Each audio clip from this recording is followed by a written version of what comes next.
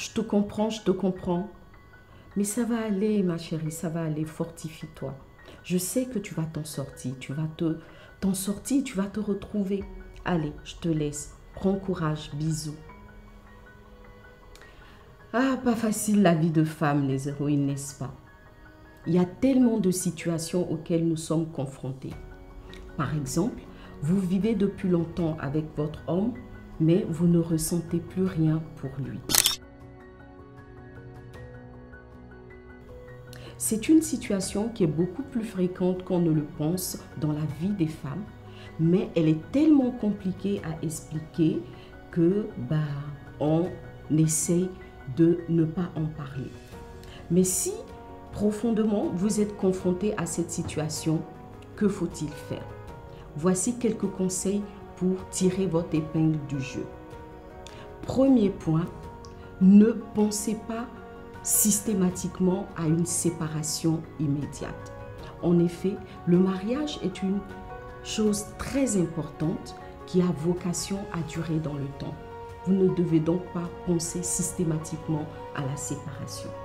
Deuxième chose, dites-vous qu'il y a forcément une raison à votre perte d'amour. Vous devez donc mener une réflexion profonde pour trouver l'élément déclencheur. Après réflexion, vous aboutirez à l'un de ces points. Soit il est en faute. En effet, il vous a trahi, vous vous sentez abandonné, il vous a menti, il vous a trompé. Bref, il a blessé votre cœur et vous n'êtes pas prête à pardonner.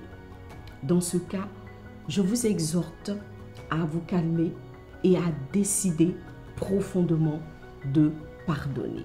Tout part de là. Dites-vous que vous non plus, vous n'êtes pas infaillible. Alors décidez de pardonner. Ensuite, prenez le temps d'organiser un tête-à-tête avec votre chéri et exprimez-lui votre ressenti en lui demandant de changer. En tout cas, de faire l'effort de changer. Ou alors, vous vous rendez compte qu'il n'a rien fait de mal, mais c'est plutôt vous qui êtes tombée amoureuse d'un autre homme. Cette situation est un peu plus complexe.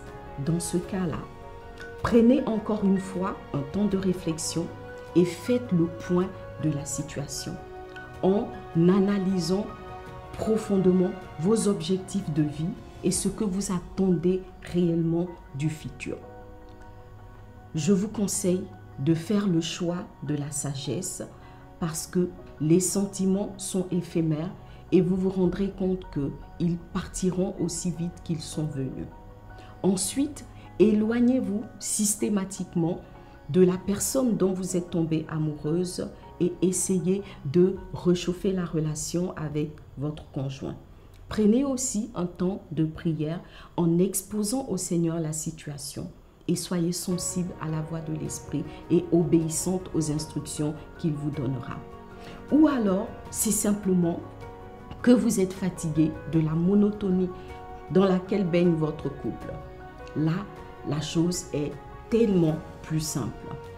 Décidez de vous engager pour raviver, pour rafraîchir votre relation.